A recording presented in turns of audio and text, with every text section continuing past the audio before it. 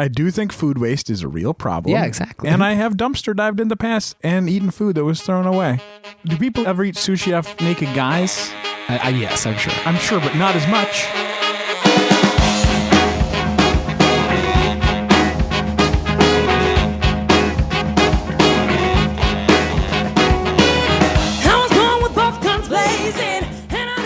Hello. Hi. That was like hello and hi in one word. Hello. You did it. Hey.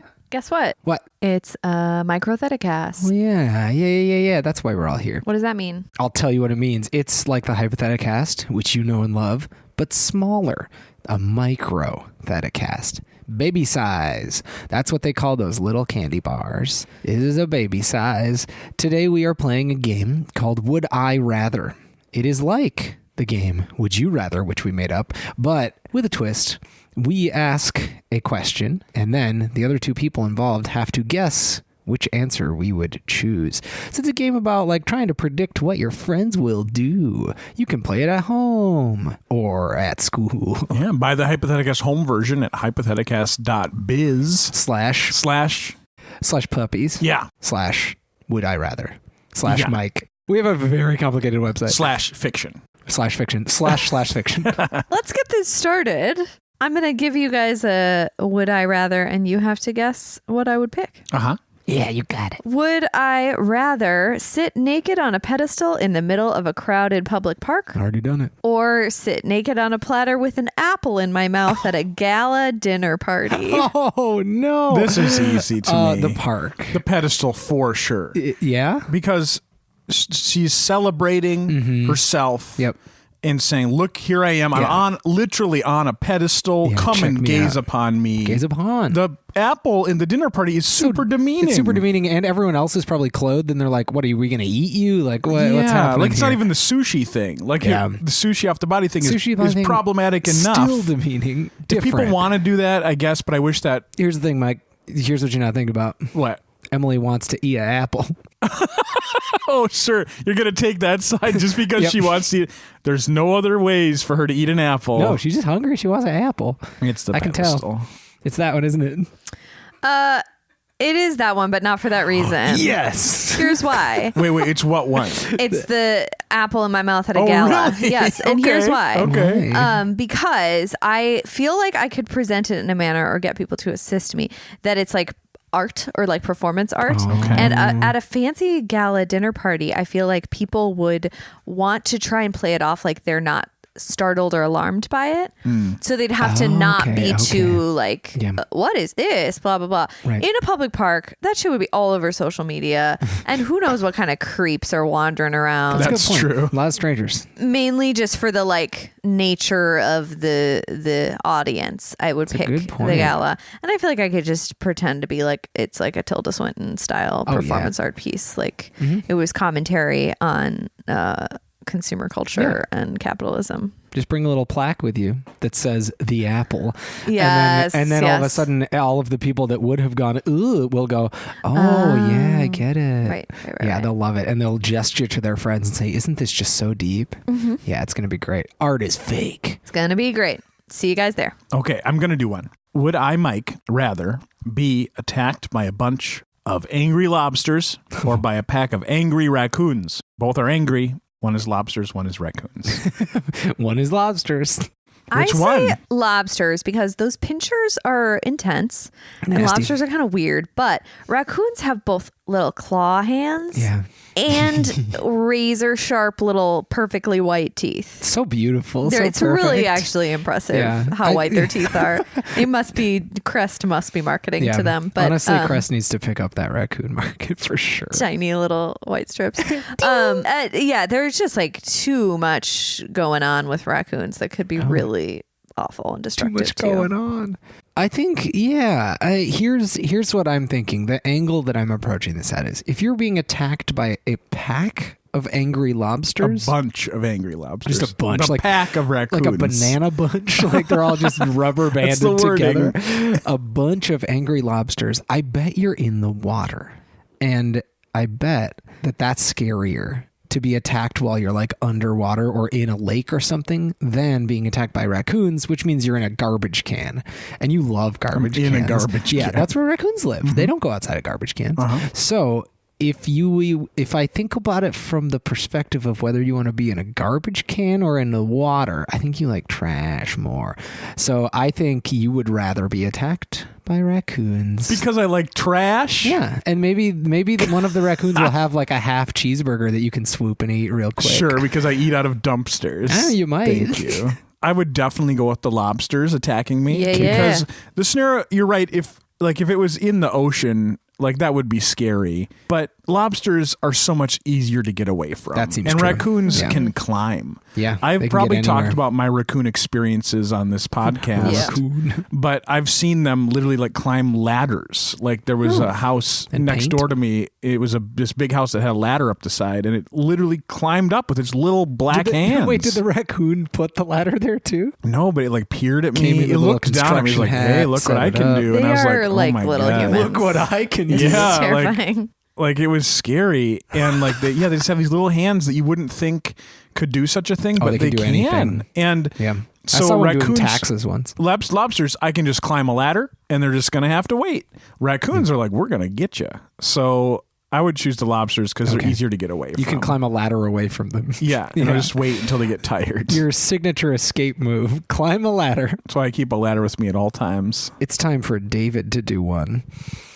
This is from a book called You Gotta Be Kidding, the crazy book of Would You Rather questions, which I just love. Would I rather eat all the lint that has been collected from 10 clothes dryers in 3 months, or eat a whole vacuum bag full of dirt? Are you eating the lint over the course of 3 months, or it's been collected over the 3 months from 10 clothes dryers, and then I have to eat it. I think it doesn't say a time frame. I just have to eat it. I have to consume it. Okay. I think dryer lint because it's a little gross, and there are definitely things in there besides just like clothing fiber, like probably some like dead skin cells and stuff. Yeah, and that's gross. That's pretty gross. A vacuum bag full of dirt. I just feel like more gets vacuumed up that is unsavory. Yeah, especially nails. if you have a cat. I'm just gonna say, And I do. and no, just like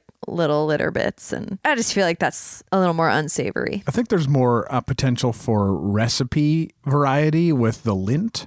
You could mix it up in a nice cake. You could add it to some pasta, make a sauce. Yeah. I feel like dirt is just going to make everything gritty and nasty. And Emily's right. There's lots of surprises like fingernails and like trash that who knows what you're getting. Dryer lint. It's already been through the dryer. It's been through the heat of the dryer. It's been purified. It was washed and dried, actually. And dried. That stuff is clean to put in your body. So just... That's actually what the little thing says when you pull out the trap. It says clean to put in your body. Yeah, why not eat it? Have a snack. Why not eat it? Question mark. Yeah. From Whirlpool. It's got some flavor from the like dryer sheet that you may have used. The bacon scented dryer sheets that I've used. So that's what I'm going to say too. Lint. You're both right. Congrats. Yeah. And it is mostly for the avoidance of foreign objects. The vacuum bag full of dirt is the key, because what the heck could be in there? Anything. That's nasty. No, thank you. I don't want a disease by a dryer lint.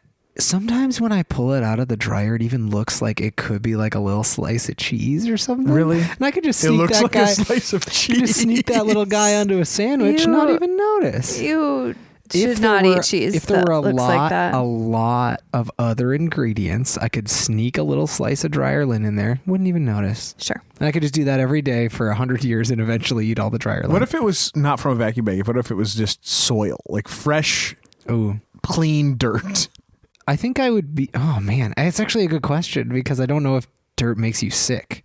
Like a bag of dirt would probably make me sick. Yeah, but if you just sprinkled it in a cake mix, yeah, that'd be fine. Yeah, I'm a lot less scared of eating just like the ground. I feel like I do eat a lot of dirt probably because of the things I eat come from the ground. Yeah. Every time I eat a potato, it's like I'm eating a bag of dirt. Mm-hmm. Well, speaking of eating things, Ooh. my next would I rather lick a melted chocolate bar off the sidewalk or off of a friend's plush pile car seat, including all the crevices? Wow. I think the car seat. Because you know who's been using that car seat. Like it's your friend. Yeah. The sidewalk, is like been trod upon by who knows who. Like they could have been walking all kinds of nasty places. I think the sidewalk, because the more I picture having to like get in there and lick a car seat, God, that is just nasty. Especially the phrase including all the crevices. Never a good phrase. No, like any option that says including all the crevices is a no-no. And I'm trying to figure out if Emily is more grossed out by something being kind of dirty and on the ground or being like human butt. I think you'd rather lick it off the sidewalk. I think that's a safer option. David is right. And that's because I don't think I'm friends with anybody who has like cleaned the seats of their cars recently. That's no true. one does Mine that. are not And like that. the weirdest random crumbs and shit fall into a car and it never gets washed. The sidewalk gets rained on. And I'm not saying I'd enjoy that, but at least I know that like water has washed over it. And that like birds eat off the sidewalk and they die, but but They not never from eating die. off the sidewalk. Right. I assume. I'm not a, bird mortuary. Man. What's the word for a person that says why someone died? The morgue captain, the death principal. What is it? Damn it. Like forensic. God, there's a word. Pathologist? It's something like that. It's like, it has to go to the coroner. Oh, the good coroner. job. I'm not a bird coroner. See, we wanted you to figure it out for yourself. Thank you. You did I it. feel like there's a bird that sounds a lot like the word coroner, like a corcoran or something. Canary? Not that, but you're on the right. I'm the condor coroner. That's what I'm not a condor coroner. There. All of that 1 minute was for that joke, and it was worth it. It was so worth it. Great. Wow. Hey, you two. Would I rather live in a giant pine tree in the middle of a huge forest or in a small cave on the side of a mountain? Aw, these are nice. They are. What was the aren't first they? one again? A giant pine tree in the middle of a forest. I'm living in it. Or a small cave on the side of a mountain. Oh, pine tree all the way, baby. You love Adventure Time, and that one sounds more like living in Adventure Time, especially because you could create like floors in the pine tree, and every branch could be a different fun little exercise area. There's just a lot more flexibility with that. I feel like a cave on the side of a mountain sounds kind of like a prison, like a trap, but you could be a part of the forest ecosystem by living in that pine tree. Yeah, I feel like it would be easier for you to adventure from the pine tree base. You could jump off the top. Mountainside cave, like maybe there's cool stuff you could explore kind of around there, but like climbing a mountain is treacherous. We all know how I feel about people who climb mountains, first of all. But Idiots. yeah, it would just be like harder, more treacherous. Bad weather would like keep you in the cave, I think, more often. And Oh yeah, just, you're protected in the tree and you can still do activities. Yeah. Both of you are... You're deciding in the moment. No. Because here's the thing. At first, I was going with the pine tree. I thought about this. I thought it through nice and good. Nice and good. I thought the pine tree sounds great for all the reasons you just described. Right. But the cave would be a more reliable and permanent home, I think. Like a pine tree, there's a lot of dangers that could happen. Also, a cave is more climate controlled, I think. Like a pine tree is more subject to the elements. And while I would love to have multiple floors, I feel like a little cave, like it more stable and also like easier for panthers and bears to get in. Yeah, that seems nice. Yeah. Oh, my panther and bear friends. that Panthers live in trees. Maybe. Stories that you would become like the legendary like man in the mountain, and people would wonder if you're like a witch doctor or. Yeah, I like that aspect of it too. Yeah. Like I could be a mysterious tree person. Yeah, those but are I feel just like weird. caves. I feel like caves hold more mysteries than trees do. It's more acceptable to have treasure, I think, in a cave too, if that's something you're interested in. I am planning on having a lot of treasure. Yeah. Well, then I think cave's the right choice for you. Yeah. Let's get you set up in a nice cave by April. Oh, okay. Honestly, like I lived in a basement for a long time and it was cool.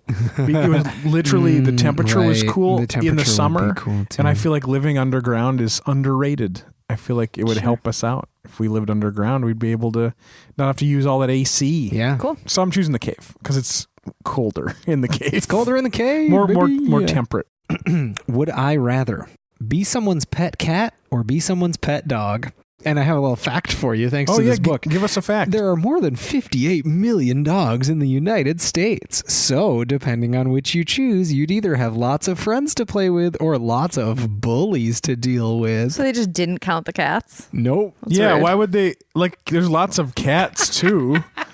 That's really dumb. This book rules. It has the best facts. I don't know why you're mad. I think you would be a cat because you could do your own thing more. You wouldn't need them to take you for walks and stuff. You could just live your life. Just live my life. Yeah, just live your cat life. I'm really tempted to agree with you for many reasons. I think David's a cat person. I'm a cat person. We get it. And I love all animals. Yep. Still going with that. But I'm going to take a risk and say dog. I think because I think that David likes adventure and variety in his life. And I think that is more likely to be a part of a dog's life. Cats notoriously hate the car and also are just kind of bad at outside. And so a lot of cats are homebound all the time. Dogs, I think, have a lot more chance to get out into the world, interact with new people, just kind of be a part of the community a little more. And I think David would like that. I think I would rather be a dog. I am someone's pet dog. You said that like you were about to become a dog at that moment. Yeah. I've accepted my fate. This is actually, that wasn't part of a book. That was an ultimatum given to me by the God of the universe. Yeah. It said, David, you're done with this humanity shit. The God of small pets. You've disgraced the name of humans. You need to become a dog or a cat. Why do you want to be a dog? I want to be a dog because there's more to see. I love being inside, and I know there are indoor-outdoor cats, but it's generally kind of a bad idea to let them do that. I think I would also. I am social. And I think there is room. There are plenty of dogs that are kind of halfway between like a cat and a dog, where they like to chill by themselves and they like to just sit on a bed and do nothing all day. And then other days they want to run around and stuff. And I think having a relationship with a person in that way sounds better to me from my perspective. I would rather have a cat, but I would rather be a pet dog. Yeah. I think dogs are just closer to people in the way that we experience the world, really. I think that's part of it, is cats are a little more alien. I like them. Love all animals. Cool. Yeah, plus then I could bark, bark, bark. If any of you have been keeping score, I'm pretty sure I killed it. So, yeah, but I was right about that apple one. If you want to find us on the internet, you can find us on Facebook, Twitter, Instagram. You could email us, hypotheticast@gmail.com, or go to our website, hypotheticast.club. Please reach out. We love you. We love reading your reviews. Write a review. Leave it somewhere. We'll read it. Then tell your friend about us. That one friend who you've been meaning to call up for a long time but haven't. Call them up and exclusively talk about the Hypotheticast. Don't ask them how they are. Just tell them to listen to us. It'll be enough, I promise. Thank you to Jane James and the Hunger for the use of their song Killing It from their album Raw. And thank you to Christian Hagen for the logo that he made for us. If you want a button, hit us up. It has our logo on it and it looks great. If you want a magnet, also hit us up. It has our logo on it and it looks great. Both of those things you can put on your body, you can put on a fridge. I'm not going to tell you which one to put on your body and which one to put on a fridge. You make the call. Thank you for listening, of course. Every week, we are very glad that you tune in. It's pretty cool that you like listening to the things that we have to say. And we hope you stick around for this sweet, sweet theme song at the end of the podcast. I thought you were going to say the next podcast that was coming up. Nope, just this. Don't pause it. Don't pause it. Here it comes. It's fading in right now. Dance around. Get down. Jaden James. I'm marching, marching.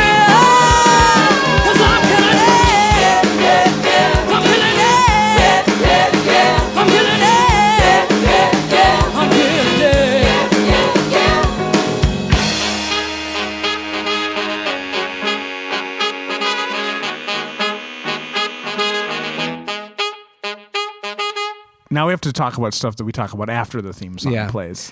What a good theme song. No, it's unrelated. It's different facts. Oh, a fun fact. Yeah, I like that song. Wait, no, I can't do it. I can only talk about the song. Here's a fun fact. Fun fact. Did you know that flamingos are born white but turn pink as they grow? That's because they eat a lot of the food that they eat is pink, like shrimp. Has a nutrient in it that adds the color to their feathers. Honey is the only food that doesn't spoil. It takes about 142 licks to reach the center of a Tootsie Pop. There's a Japanese sports drink called Pocari Sweat, but luckily it doesn't taste anything like sweat. I've had it. Hair isn't digestible.